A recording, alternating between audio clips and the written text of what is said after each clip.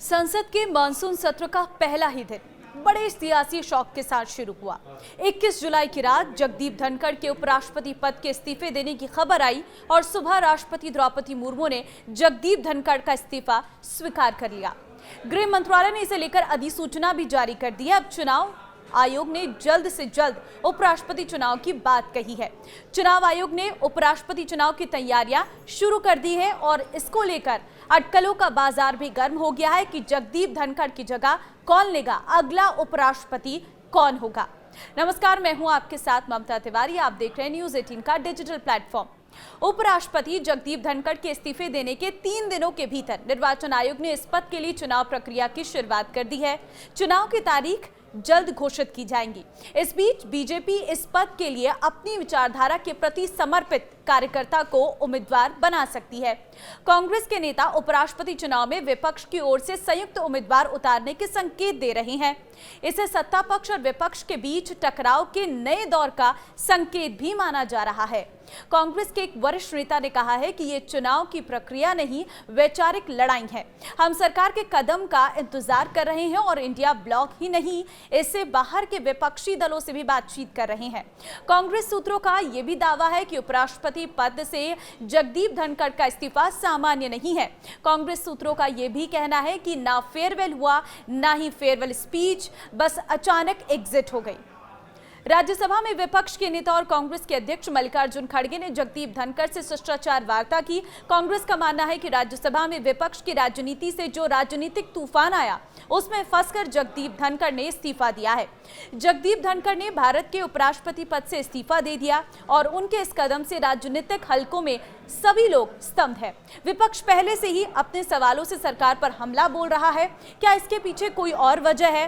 कई राजनीतिक एक्सपर्ट इस पर नजर बनाए हुए हैं। क्या इस साल के अंत में होने वाले विधानसभा चुनाव से कोई लेना देना है? अब सवाल ये उठता है कि भारत का अगला उपराष्ट्रपति कौन होगा। इस रेस में कौन कौन से बड़े नेता शामिल हैं, तो चलिए हम कुछ बड़े चेहरों की चर्चा करते हैं।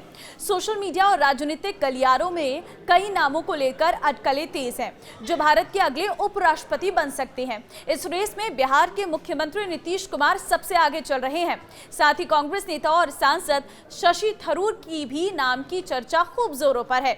इस रेस में जेडीयू सांसद हरिवंश नारायण सिंह को भी पहली पसंद बताया जा रहा है। सोशल मीडिया पर कई नाम चल रहे हैं। कयास लगाए जा रहे हैं कि धनखड़ का उत्तराधिकारी आखिर कौन होगा।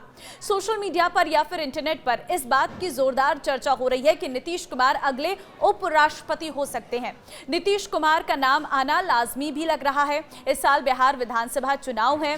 नीतीश कुमार अभी तक चुनाव में पूरी तरह से एक्टिव नहीं हुए हैं। वहीं बिहार में भारतीय जनता पार्टी मुख्यमंत्री के रूप में अपना चेहरा रखना चाहती है। मौजूदा मुख्यमंत्री को राज्य में चुनाव से पहले उपराष्ट्रपति बनाया जा सकता है। नीतीश के राज्य की राजनीति में रहते भाजपा को मुख्यमंत्री फेस मिलना मुश्किल है। ये कारण नीतीश और को उपराष्ट्रपति बनाने की दावेदारी को मजबूत करती है। मीडिया रिपोर्ट्स में जेडीयू सांसद हरिवंश नारायण सिंह को उपराष्ट्रपति पद के लिए अगली स्पष्ट पसंद बताया जा रहा है। बताया भी जा रहा है कि इस लिस्ट में सिंह का नाम सबसे आगे है, क्योंकि वे वर्तमान में राज्यसभा के उपसभापति हैं। संविधान के नियमों के अनुसार सिंह आज से धनखड़ की अनुपस्थिति में नए उपराष्ट्रपति के निर्वाचित होने तक राज्यसभा के सभापति यानी कि उपाध्यक्ष का कार्यभार संभालेंगे। सोशल मीडिया पर लोगों का कहना है कि सिंह के नीतीश कुमार और प्रधानमंत्री नरेंद्र मोदी दोनों के साथ संबंध बहुत शानदार है और इसलिए कई लोगों का ये मानना है कि एनडीए उन्हें उपराष्ट्रपति पद का उम्मीदवार बना सकता है। हाल के दिनों की घटनाओं को देखे जाएं तो शशि थरूर के बयान और एक्स पर पोस्ट या फिर 2024 लोकसभा के चुनाव में जीत के बाद शशि थरूर ने कहा था कि वो अगले चुनाव में सांसदी का चुनाव नहीं लड़ेंगे। इससे पहले मोदी सरकार ने ऑपरेशन सिंदूर के लिए सर्वदलीय प्रतिनिधि मंडल के अमेरिका दौरे के लिए उनको चुना था। कांग्रेस के साथ थरूर के मतभेद और मोदी सरकार के साथ उनकी नजदीकियां, खासकर ऑपरेशन सिंदूर पर सरकार के आउटरीच कार्यक्रम का हिस्सा बनने के बाद पिछले कुछ दिनों में सुर्खियां बटोर रहे हैं।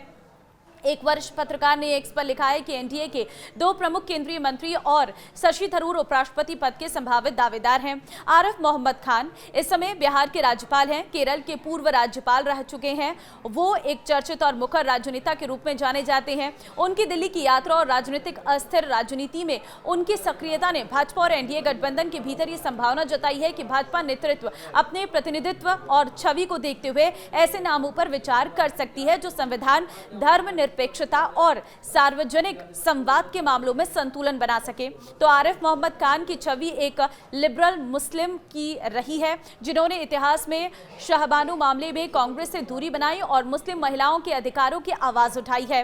हालांकि राजनीतिक के जानकारों का यह भी मानना है कि बीजेपी इस पर अपनी ही पार्टी के किसी वरिष्ठ और अनुभवी नेता पर दांव खेल सकती है। ऐसे में उपराष्ट्रपति की रेस में कुछ और नाम भी ऐसे हैं जो चर्चाओं में हैं। अगर बीजेपी अपने ही दल से किसी को नेता बनाती है, उपराष्ट्रपति बनाती है, तो उसमें थावरचंद गहलोत ये एक नाम है, क्योंकि बीजेपी के वरिष्ठ नेता और दलित समुदाय के प्रमुख चेहरों में से एक है।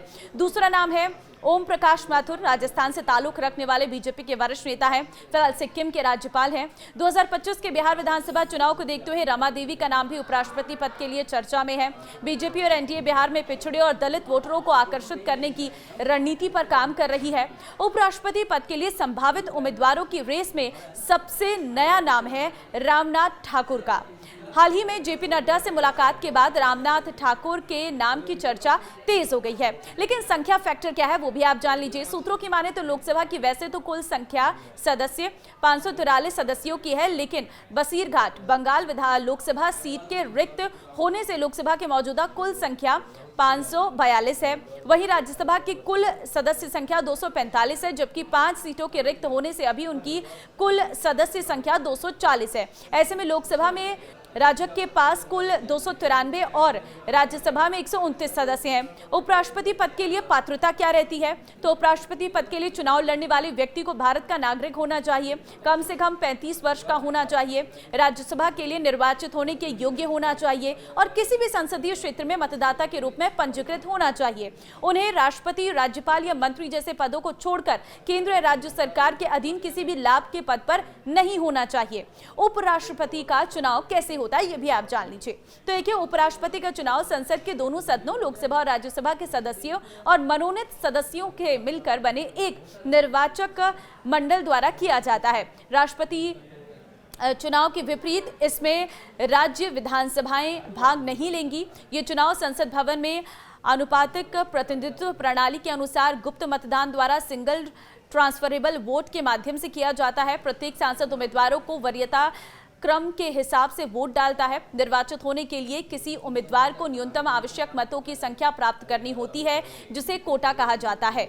इसकी गणना कुल वैध मतों की संख्या को 2 से विभाजित करके और 1 जोड़कर की जाती है। यदि पहले चरण में कोई भी उम्मीदवार कोटा पार नहीं करता है तो सबसे कम प्रथम वरीयता वाले मत पाने वाले उम्मीदवार को हटा दिया जाता है और उनके मत द्वितीय वरीयता के आधार पर शेष उम्मीदवारों को हस्तांतरित कर दिए जाते हैं।